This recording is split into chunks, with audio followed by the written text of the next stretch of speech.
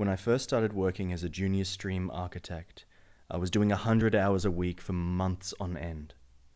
The streaming industry is an incredible thing to be part of, but it's ruthless, unforgiving. If you can't keep up, you're eaten alive, and every day it feels like your job is on the line.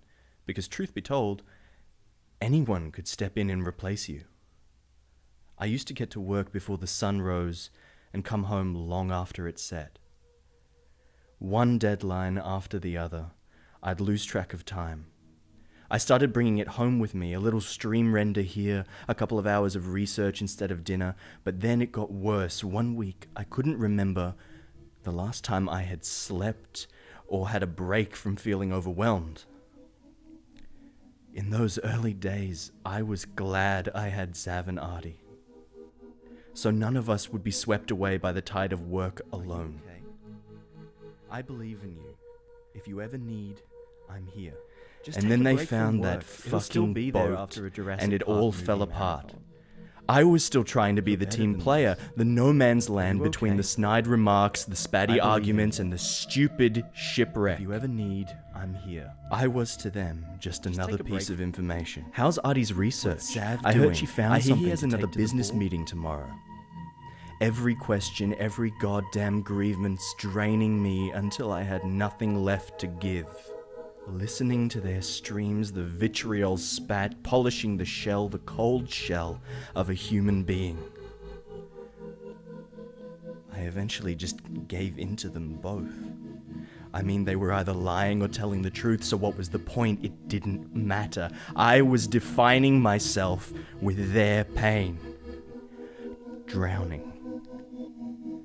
So I'd come here. The place I designed to remember that feeling of calm that can only come with the sun on your face and brine-rich breeze. The feeling of stability, relief, from whenever Zav and Artie rocked the boat as kids and sent me into that shock of unrendered, oil-slicked void. I come up from that stomach-churning mess and onto the beach, the wind in my hair finally able to take a breath. Dilating time.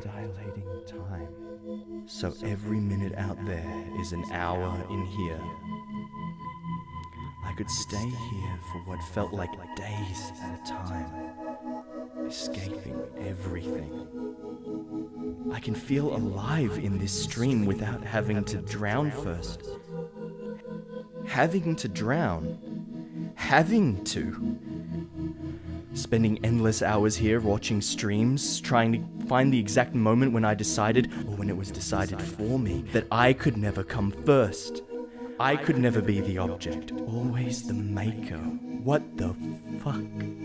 Complaining like I have no fucking choice. Are we given a choice, really? They say our life is what we made it, and I'm always the maker.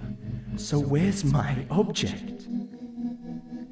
This beach, this shore, the place I've made for myself, the moment when the tide is ripped out, the ground will be softer. No more stability. This is where I'll find it.